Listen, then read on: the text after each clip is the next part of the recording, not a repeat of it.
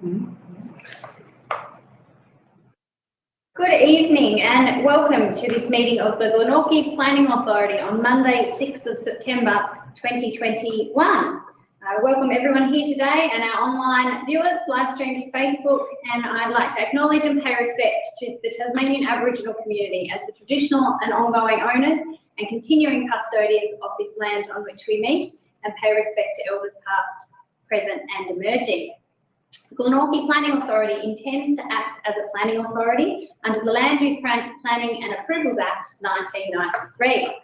The Planning Authority has full power to make planning decisions on behalf of Council.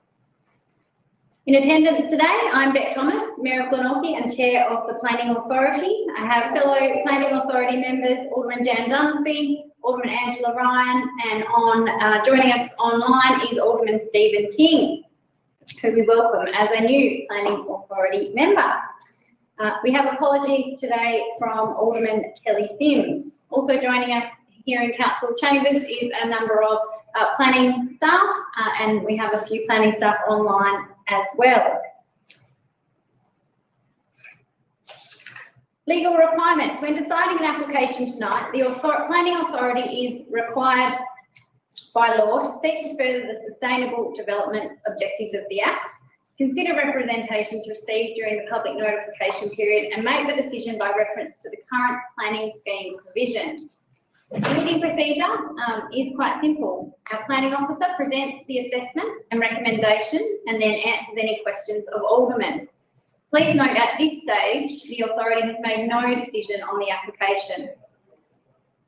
Myself, the chairperson, will then invite the applicant and any interested parties to have their say. Speakers will be limited to 10 minutes in which to address the authority members. The chairperson may ask the planning officer to comment on any matters raised by the applicant or representatives, and the planning authority then discusses the application.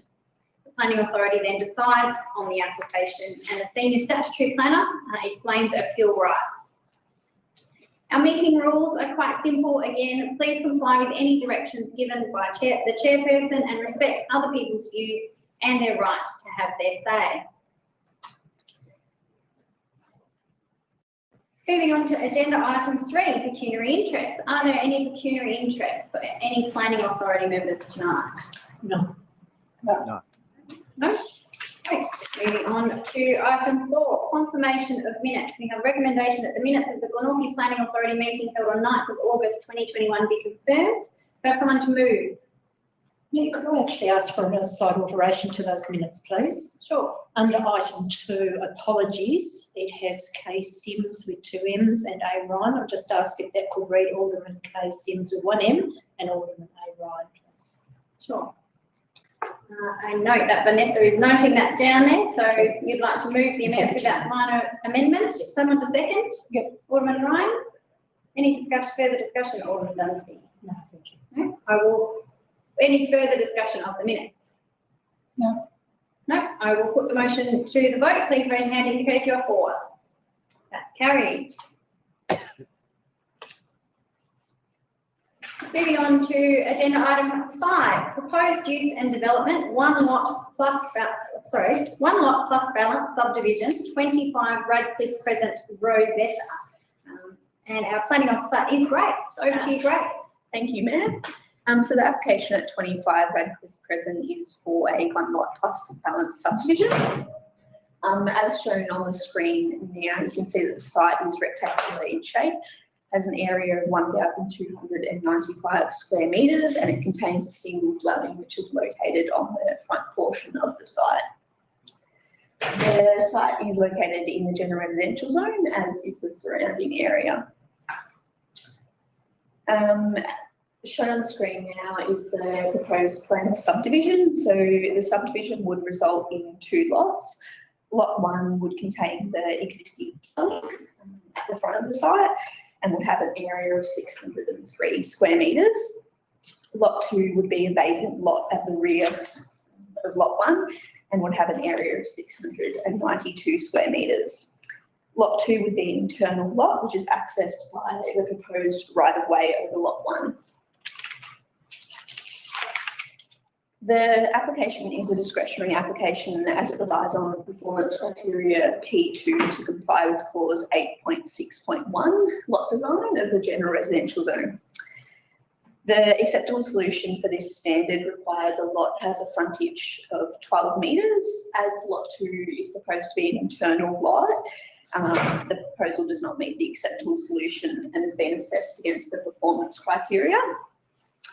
The application has been assessed as complying with the performance criteria, as the lots would be provided with a legal connection to a road by right of carriageway that's sufficient for the intended residential use of the lots. As the application is discretionary, it was advertised for a 14-day period and 2 representations were received to the application. The representations included a number of concerns. So the first one was in relation to future development on lot 2. So the representative stated that any subsequent development would be out of alignment with existing development, which would result in overshadowing of the private open space of the existing dwellings, and also loss of sunlight would occur. This application is only for subdivision. It does not include any future development on the sites. The site's located in the general residential zone, so a single dwelling on that lot 2 could potentially be no permit required. However, if a development was proposed that would potentially result in overshadowing of the private open space, a planning permit would be required because it would not meet the requirements of the general residential zone, and that would be assessed at that stage. The second issue was in relation to increased vehicle movements on a blind crease. So Council's development engineer has assessed the proposal against the Australian standard, which considers site distances, and is satisfied that the proposal meets that standard. The third issue was in relation to the application not being a valid application. The application is valid in accordance with Section 51 of the Land Use Planning and Approvals Act 1993. And lastly, the representative raised concerns that the proposal does not comply with a number of different standards of the Glenorchy Interim Planning Scheme 2015 and is therefore prohibited. This application was made valid after the 23rd of June and is therefore assessed against the Tasmanian Planning Scheme for Glenorchy. So different requirements that this subdivision is required to be assessed against, and the application is not prohibited. The proposal has been assessed as complying with the Tasmanian Planning Scheme for Glenorchy and is therefore recommended for approval. Thank you, Grace.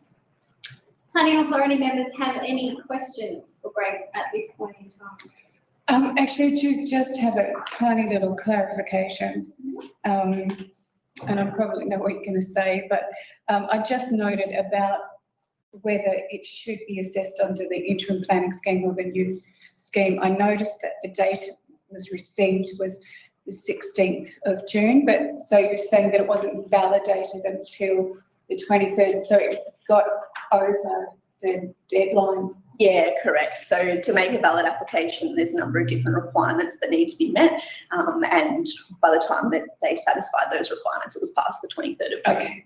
Yeah, thanks. Thank you, Alderman Ryan. Any further questions for Grace from Authority members? No? No, I think we have the applicant and/or representatives here. Just representatives, do you know? Not for this one, I don't believe it's. Oh, not for this one, sorry. Just for the third one.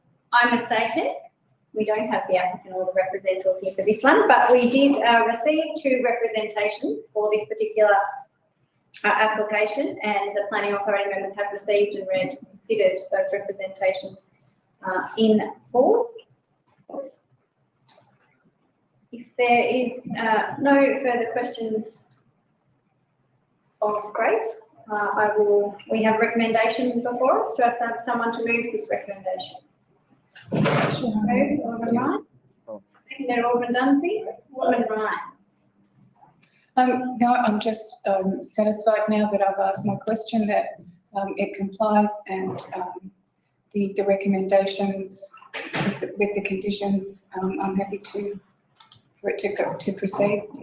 Thank you, Alderman Ryan. Any further discussion of the item? Alderman King. Thank you, Mayor. I'd like to thank Grace for her thorough explanation around the representations and making it more easy for us to understand, I would suppose. And yeah, good job. Thank you. Thank you, Alderman King. Any further discussion? I will put the recommendation for approval subject to conditions. Please raise your hand to indicate if you are for. Alderman King, you're freezing. Oh, there you go. Raise your hand. That is carried. Would you like to explain the appeal rights, Vanessa? Yes, thank you, Chair. So the Planning Authority have now decided the application and it has been approved. The applicant and the representatives will be notified of that decision and then they'll have 14 days to appeal that decision if they choose to. Thank you. Moving on to item 6, proposed use and development for multiple dwellings, 20 at 2 Naval Place, Glenorchy. And our planning officer is Sylvia. Over to you, Sylvia. Thank you, Madam Chair. So this application is for 20 dwellings. The application is being assessed under the Glenorchy Interim Planning Scheme 2015. The subject site is located on the northern side of Naval Place, as shown in blue on the slide. The site comprises a large lot of 9,196 square metres. The site has a bit of a slope of approximately 1 in 4. The property adjoins 3 other properties. It adjoins Barossa Reserve to the east. It adjoins 12 dwellings to the north and 8 dwellings to the west. Could we have the next slide, please? This slide shows the zoning map. The property is situated within the general residential zone in red and adjoins the open space zone where the reserve is in green. The use class is multiple dwellings, which is a permitted use within the zone. This shows the site plan, the site layout of the proposed dwellings. So the 20 dwellings are proposed within 8 buildings. The first 5 buildings from the left, they would have conjoined dwellings and they partially double story. Then the next 2 buildings, they contain 4 dwellings each and they will be double story, and the last dwelling will contain 2 dwellings and also will be double story. A large portion of the site is occupied by an electricity easement, so that's why the dwellings are all along the northern margin. The slide shows in blue where the boundary of the easement is. Within the easement, there will be the access and driveway and most of the car parking. The site provides 33 car parking spaces, of which 12 of them are within carports in front of the dwellings. The site also provides private outdoor space, which you can see in orange at the back of each dwelling. And in addition to that private outdoor space, there are also decks provided. The first 5 dwellings would have 30 square metres worth of decks. They would have an upstairs deck and a downstairs deck, and whilst the rest of the dwellings would have 15 square metres of deck each. Next slide. This is just shows a perspective, so get a bit of a picture of what the architect intends with the units, what they're going to look like. Next slide, please. So this shows a typical section of the units 1 to 10. So they're the ones that are only partially double story, to give you some idea what they would look like from the side. The next slide, please. So this is a view from Naval Street, where the yellow arrow is. The site is on that side of the road. Next slide, please. This is looking towards the west over the site. Next slide, please. This is looking from Barossa Park, looking up towards Naval Street. Next one. Again, this is also just up from the park. It just shows the site a bit, shows actually most of the site. And you can see the big transmission tower, and so there's high voltage cable on the first part of the site. This shows the boundary. This is also taken from the park on the western side, where it joins a number of other dwellings. Next slide. And this is taken from Naval Place again, also looking over to the west. And is there one more?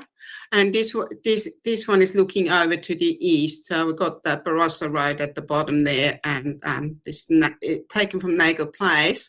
Also, you can see there's only a partial footpath there, so part of the application is to complete the footpath as well between that section and the section further down the hill. Next slide. So this slide here shows the discretions. So there's a number of discretions, and I'll just go through them. So we have discretion in terms of the setbacks and building envelopes. So that's for the building envelope. So apartment 1 and 2 have a small section of the roof and of the dividing screen between the decks that is outside the building envelope. Nevertheless, it is considered that the application still will comply with the performance criteria. That discretion would not result in any overshadowing or loss of sunlight to any of the neighbouring properties, because the shadows will fall on the property itself.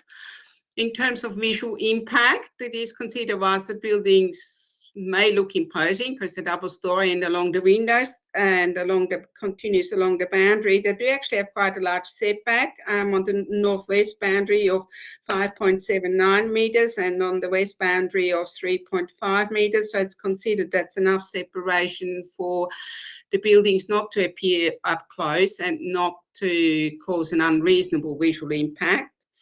In terms of consistency of setbacks, neighbouring dwellings are as close as 1.5 metres to the common boundary, so it's considered that there's no inconsistency in terms of other setbacks.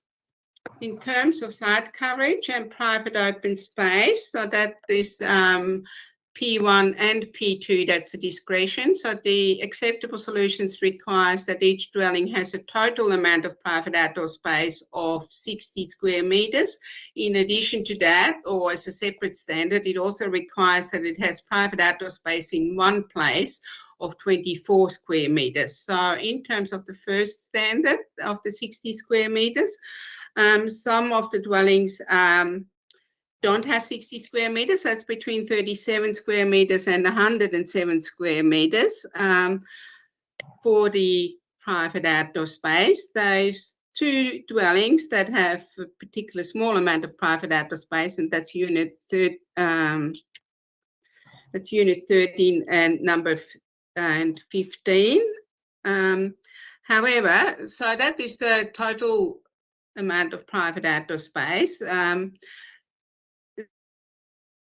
And also that doesn't count the deck. So in addition to that, each unit also has a deck. As such, it's considered that the amount of private outdoor space that's provided is reasonable for outdoor dining and outdoor recreation, landscaping and drying of clothes and outdoor play.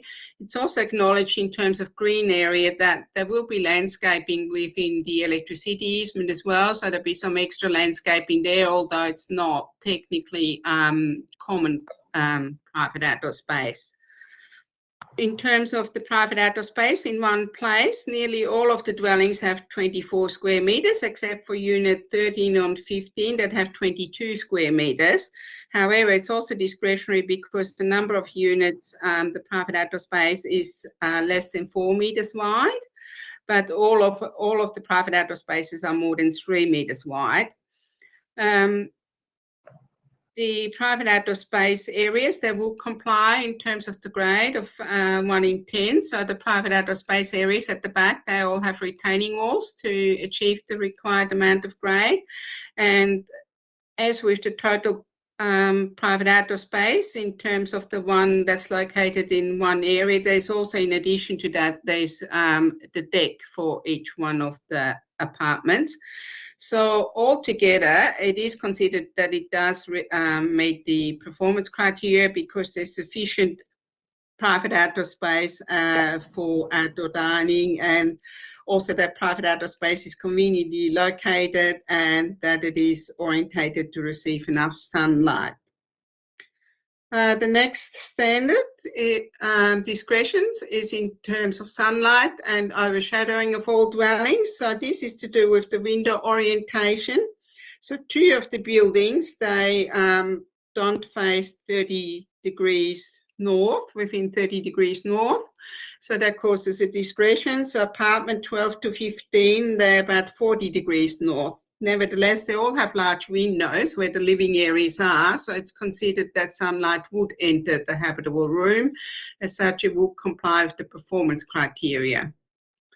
The next standard privacy for all dwellings, that's to do with the separation of the decks. So adjoining decks normally should be separated by 6 meters or otherwise designed to prevent overlooking.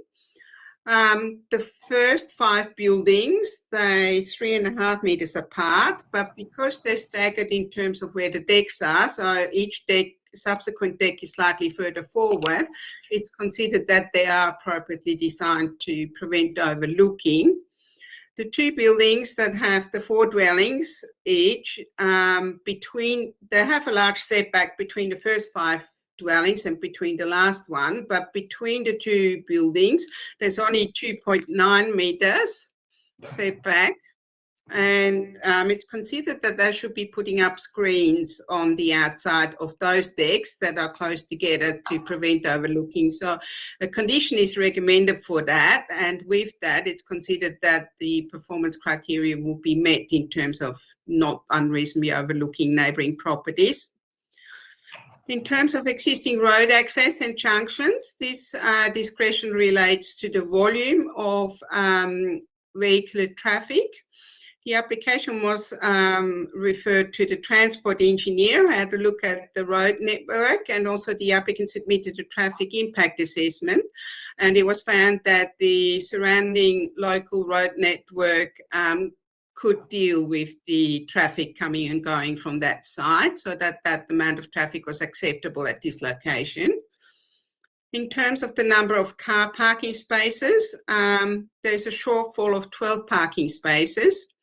Again, the applicant submitted traffic impact assessment justifying the shortfall of the parking spaces, and the transport engineer had a look at that and found that the proposal would comply with the performance criteria. In particular, the shortfall can be absorbed within the locality, and also there will be frequent public transport available at this location. And also some of the dwellings, although they have 2-bedroom dwellings have the same requirement as 3-bedroom dwellings, some of them are obviously 2-bedroom dwellings. So it was considered that this development would provide sufficient parking. In terms of development within the electricity transmission corridor, so it's only the driveway and the car parks that are within the electricity transmission corridor. It does cause a discretion, and the application has been referred to TAS Networks. Now, TAS Networks is satisfied that the proposed development would not cause a problem for them. So as such, the application does satisfy the performance criteria in this regard. There is a condition that landscaping should be less than 1 meter in height, and that's at the TAS Networks request in terms of not wanting to have trees within the electricity transmission corridor and having plants only up to 1 meter in height. So this is the last of the discretions. The application was advertised in accordance with statutory requirements, and there were no representations received. Overall, the application is assessed to comply with the requirements of the Glenorchy Interim Planning Scheme and is recommended for approval. Thank you, Madam Chair. Thank you, Sylvia. Do any authority members have any questions for Sylvia? Alderman Dunsby. Just like to speak with the parking shortfall and the information that's provided there in the traffic impact study assessment, using data from 2016 and making an assumption about car ownership, I find that a very poor criteria to be basing this on. The amount of traffic that would be in that area has changed significantly from 2016 until today. I understand that that is the detail that's there. But my concern is that we are again accepting a shortfall of parking, which is going to be expected to park potentially on the road. And I believe that the amount of cars that may be there with the number of units is possibly going to be higher than what has been assumed in this report. So I just would like to understand the capability of the street to cope with the amount of parking that's there that could be proposed or may be required outside of what's going to be allowed for on that property itself. Thank you, Alderman Dunsby. Vanessa, shall we go to Emily? Yes. Emily, would you be able to respond in relation to Alderman Dunsby's question about traffic impact? Yes, so there is a shortfall of 12 car parking spaces, that is correct. The traffic impact assessment, I suppose, looked at the census data, which is, I suppose, only capturing a snapshot of what is occurring to sort of, I suppose, support their argument. But there is also good public transport in the area there, being close to the Rossi Road, and they are constructing the footpath on Naval Place as well, out the frontage of their property there, so that residents can walk to the public transport. Their frontage on Naval Place is quite large as well. So there would be ample parking on street outside the frontage of their property as well, to easily cater to 12 cars. Thank you. Thank you. Additional questions. So at what point do we ask potentially for cash in lieu where there is a parking shortfall? Just to inform me around that, is that considered on all applications, or is there a trigger point where you may consider that? We currently don't have a cash in lieu policy in place at the moment. Thank you. Thank you, Alderman Dunsby. Anything further? Questions? No, not from you. Alderman King or Alderman Ryan, any questions from you? No, good, thanks. No, nothing from you. We have a recommendation. Oh, I was just going to ask one question around the waste management. So I see there is quite a significant condition in relation to waste management and the shared bin services and the specifications for how the shared bin enclosure will be built. And I just wondered, has that been built into the plans at this stage? Do you know? Sylvia? Yes, are there plans? Yes. Yes. Yes, there are bin enclosures shown on the first plan in the set of plans, and they will be having shared bins, and they will have to take the bins out of the bin enclosure, and when they construct they have to construct the footpath and put them out on the footpath. Right. Okay. Good. Yeah. Just want to clarify that. Thank you.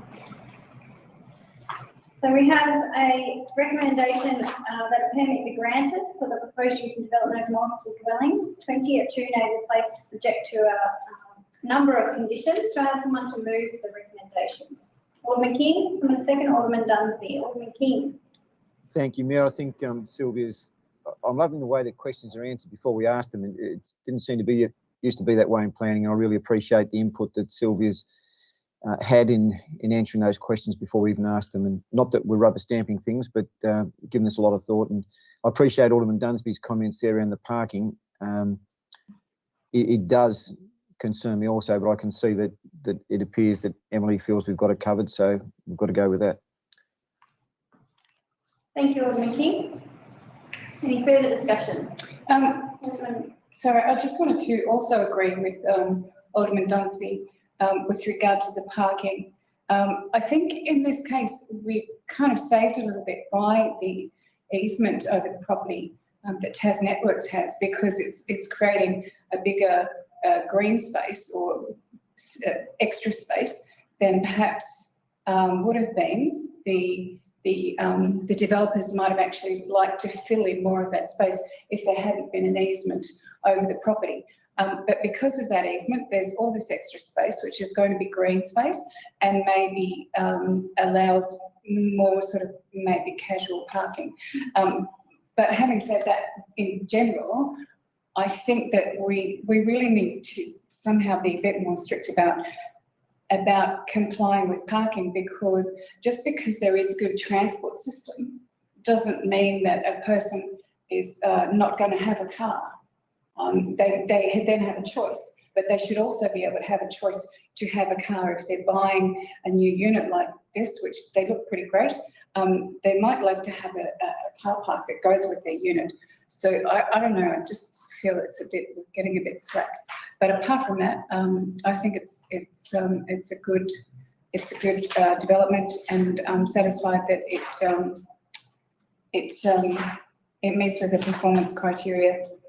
And thankfully the easement over the property helps that.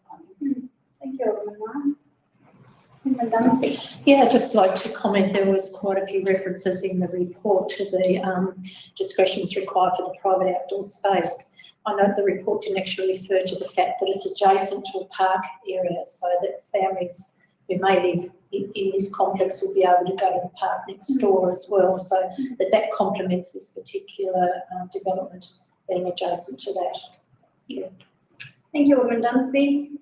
I too speak in support of the application and the thorough report we've received on what is quite a comprehensive application, given the electricity easement and other discretions involved. So thank you, Sylvia.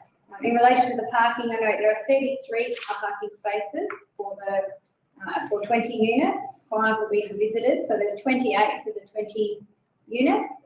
Most of them are 2-bedroom, some 3-bedroom, and a further 7 will have a carport capable of accommodating a jockey parked car. So I feel satisfied that there is sufficient parking on this particular development, but I acknowledge that the concerns raised, and it is quite common that we are considering this as a matter when we have multi-unit developments.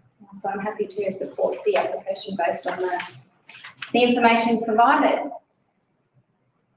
I'll put the recommendation to the vote. Please raise your hand to indicate if you are for. Carried unanimously. Mayor, I'm just stepping away to turn a light on. I'll be right. Okay, no worries.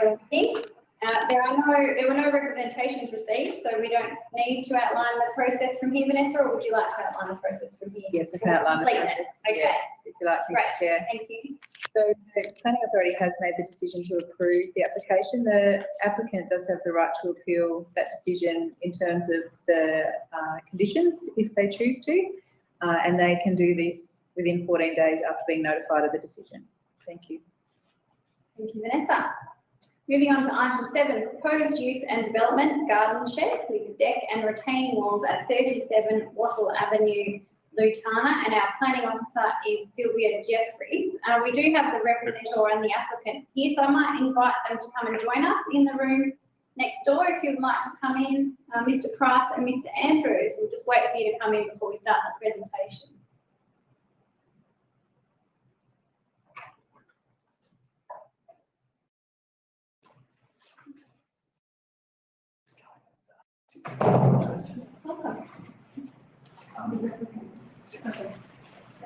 Okay. So you're Mr. Price? Yes. Yeah, okay, sure. Have a seat. We'll go through the presentation. So over to you, Sylvia. Thank you, Madam Chair. So the subject site is highlighted in blue. It's located between Wattle Avenue and Lennox Avenue. You notice there's a small truncated corner on the property that has got frontage to Lennox Avenue.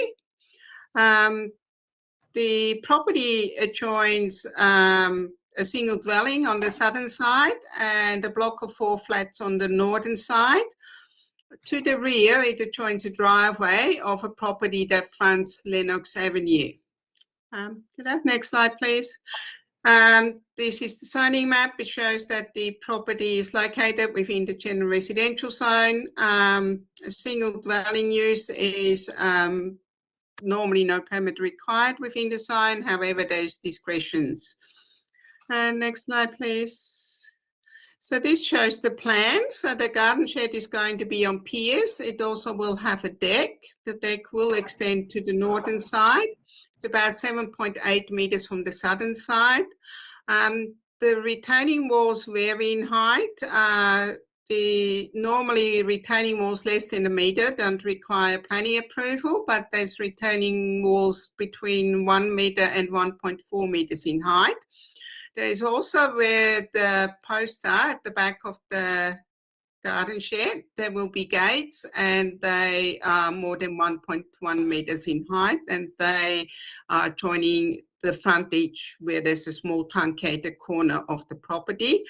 The applicant has now supplied us with a picture of the garden shed that shows that there will be only windows and doors in the front elevation of the actual shed. Next slide, please. So this just shows Wattle Street. I've taken this photo so you can see where the block of flats is. So the subject property is the one with the house with the blue roof, and the garden shed will be in the backyard. Next slide, please. So this is taken from Lennox Avenue over the fence. So this shows the platform or the basis where the floor is going, and this platform is for the shed and the deck. And then these are the photos that the applicant supplied of the work. So you can see the work's already partially done, and now it's being applied for to get it formally approved. The first one of those pictures shows the views over to the neighbour on the south, where the netting is of the, not sure what they are, fruit trees or whatever. So that gives you some idea of what you can see from the garden shed. Next slide, please. This shows the boundary between, on the northern boundary, between where the 4 flats are, and you can see there's quite plenty of vegetation along the boundary there to screen the garden shed from their view. Also in the opposite boundary, they do actually have common land, which is just landscaped land, which is not being used as private outdoor space or anything. This is the view from Lennox Avenue at the back. So where the wooden fence is, that includes the gates that is now being applied for. The next section where the green fence is, that's already the existing fence. That gives you some idea of how that fits into the streetscape. So we don't actually know exactly how high those gates are, but we think they're somewhere between about 1.3 and 1.5 metres high. Next slide. So this shows the discretion. So in terms of the retaining walls, the general provisions apply, which means that they not get classed to use, or they don't. The garden shed gets classed with as a single dwelling because it's part of the single dwelling, but for the retaining walls, the general provisions apply. Under the general provisions, we have to consider the amenity of the neighbouring properties in terms of the retaining walls. Now, as part of that plan, there's only a small section of retaining walls that's on the boundary with the neighbour on the southern side. That section is 1.4 metres high, and it's relatively a short section of retaining wall.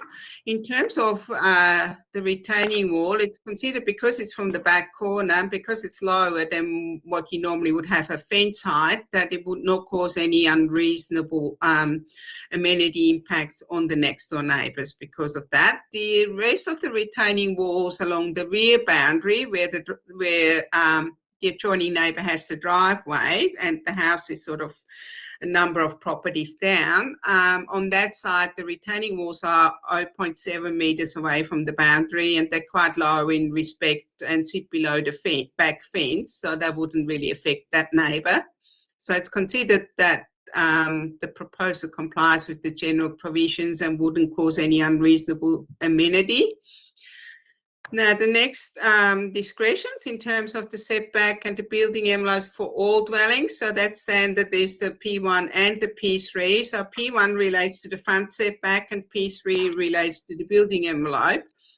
Because the property has got road frontage to Lennox Avenue at the back, it normally requires a 3 metre frontage setback there. And again, that also triggers the building envelope standard as well, the fact that it's not complying with the 3 metre secondary frontage setback. Only part of it goes all the way to the secondary frontage, and part of it is 2.2 metres in from the secondary frontage. Considering that that it's only a very small building and they'll be downhill, and also considering that there's no regular setbacks on the Lennox Street frontage in terms of where this property fits with all the other properties, because most of that property sits behind a row of other properties, so there's no clear alignment. So it's considered that the proposal will be okay in terms of streetscape and would not be incompatible with existing street setbacks. In terms of the building envelope, there wouldn't be any unreasonable overshadowing to any of the properties because it's outside the building envelope on that corner. And also in terms of the property to the south, there's actually 7.8 metre separation, so there wouldn't be any unreasonable shadows falling from the actual shed onto that property. And also in terms of visual impact, again, it's considered that that there's big enough setback for the shed not to cause any unreasonable visual impact either. In terms of privacy for all dwellings, the deck is closer than 3 metres along on the northern boundary. That's where the block of 4 flats are. So 3 metres is normally what's required, or alternatively a deck would need to have a screen. It's considered, because of where it is in relation to the northern property, there will be no unreasonable overlooking of private outdoor space, and there wouldn't be any overlooking of the flats because they're kind of a long way further down.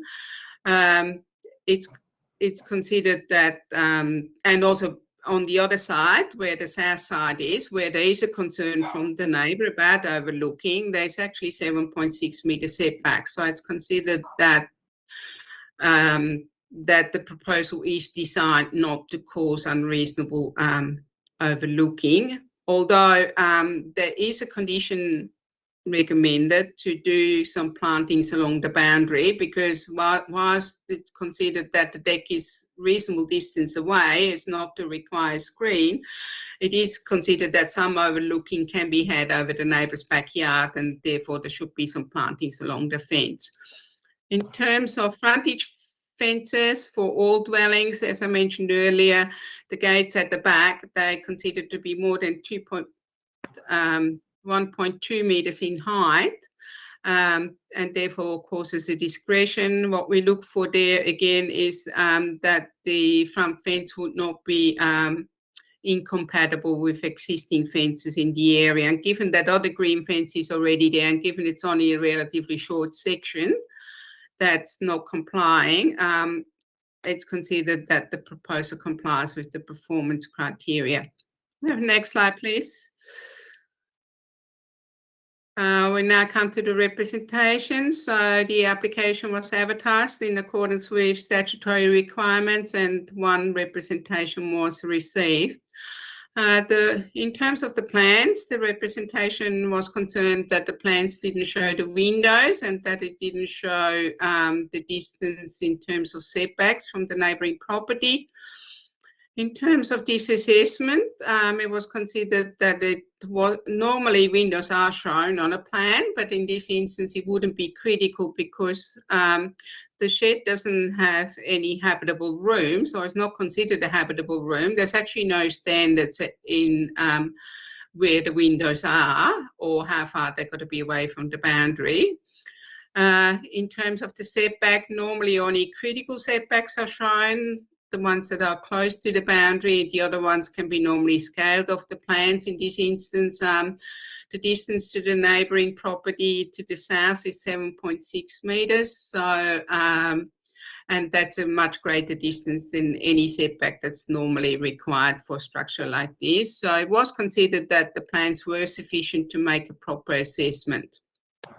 The next item was a loss of privacy. There was considered that there's going to be overlooking from the proposed shed and from the deck, as I discussed earlier. Normally, like if a deck is within 3 meters of a side boundary, we would require a screen. But because that deck is actually 7.8 meters away from the boundary, it's considered that there's no unreasonable overlooking. However, as I said earlier, a condition is actually recommended for some plantings along the boundary just to prevent some of the overlooking. The third issue that was raised was to do with water drainage. The applicant, the representative was concerned that water would be concentrated onto their property. However, the development engineer made a comment that because it's the retaining walls are in line with the contours, that it's not expected that there would be any water directed at the neighbouring property. So therefore, that was considered well, that wasn't going to be an issue. So overall, the application was assessed as complying with all the requirements and is recommended for approval. Thank you. Thank you, Sylvia. Do any planning authority members have any questions for Sylvia at this stage? Alderman King. Thank you, Chair. Sylvia, is there already a fair bit of work done there? It's not a major concern, but it looked like a fair bit of work's already been has already taken place.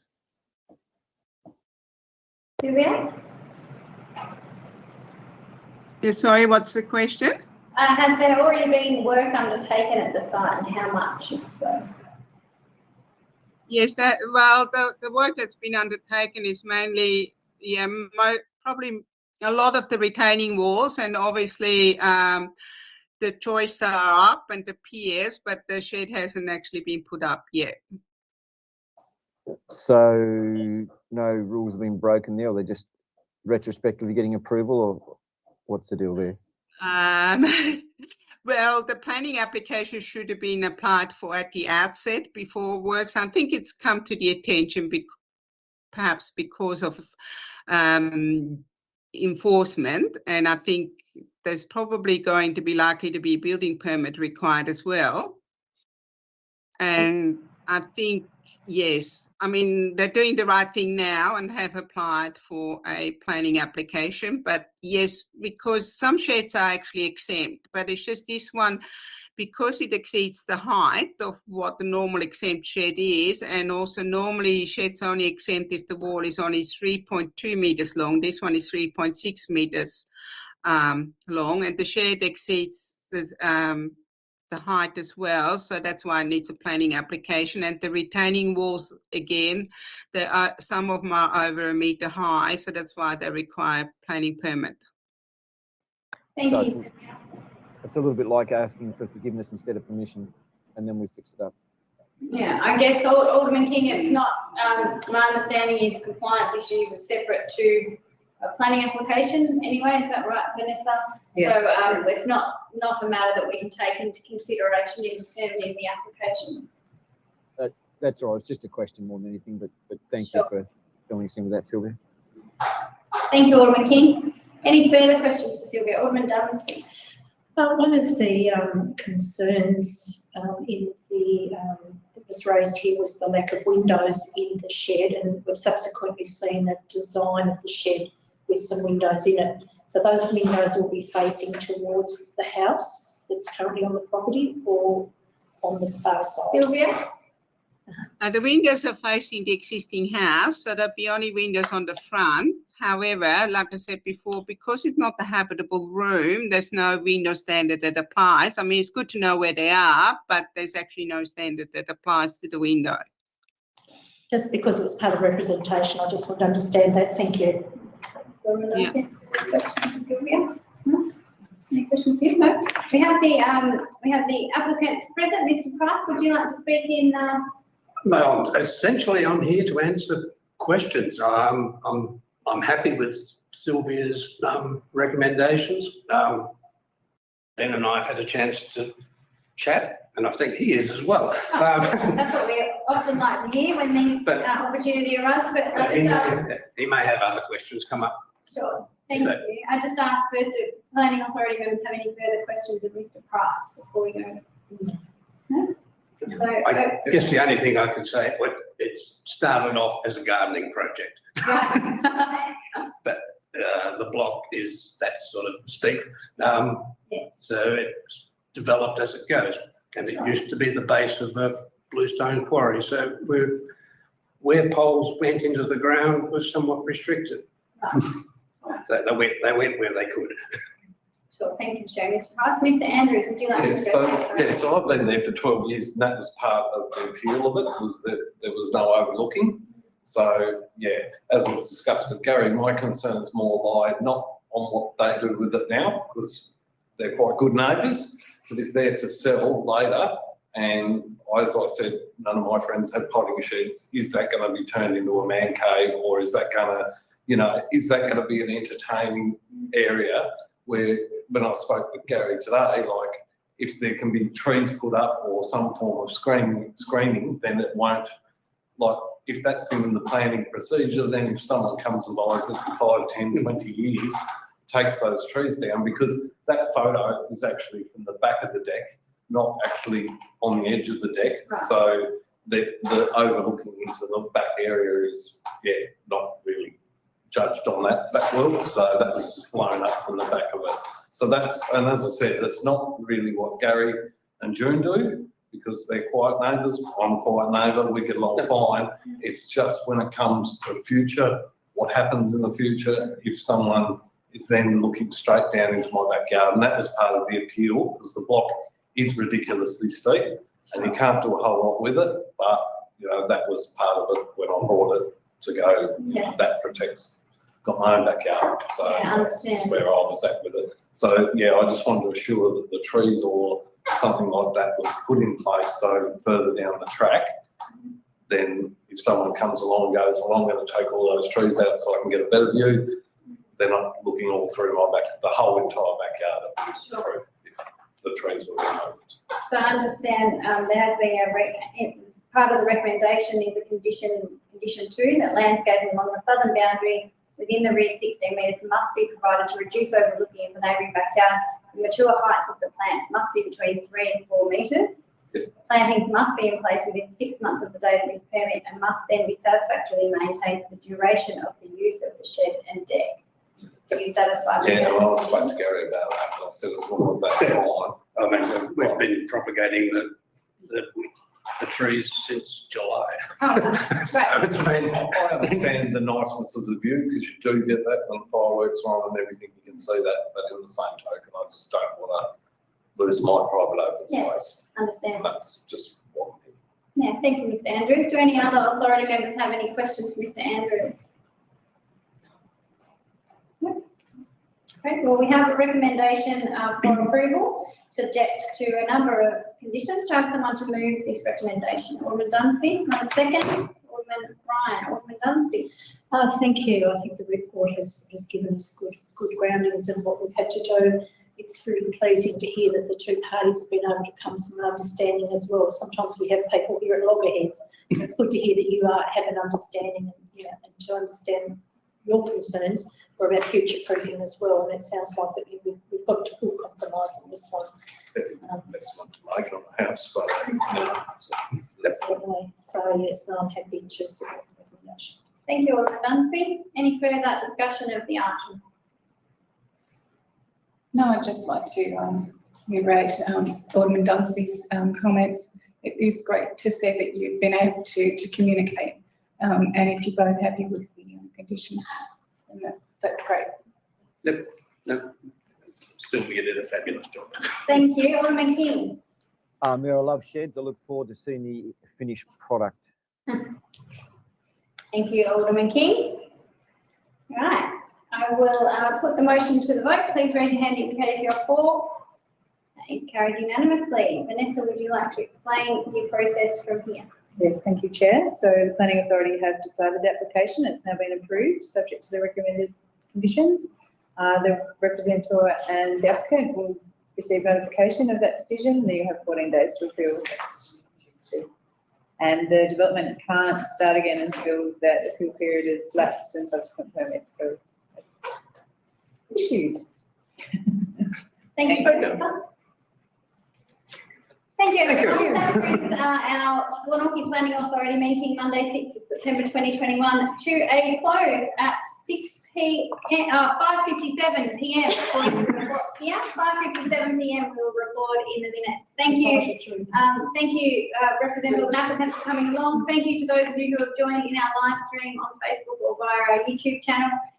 We will welcome you back again to Chambers for our council meetings at the end of September and for our next Planning Authority meeting mid-October. So we look forward to seeing you again then. Stay safe, be kind to each other, and see you next time.